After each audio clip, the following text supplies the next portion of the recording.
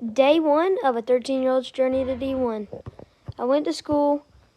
After school, we ran cross country, and then after that, we got home. It was dark, and I decided to get some shots up for about 2 hours.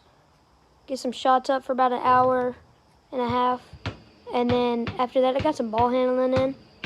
It's been a long time since I've done. It's not been that long, but I do these ball handling drills. I feel like they help me the most.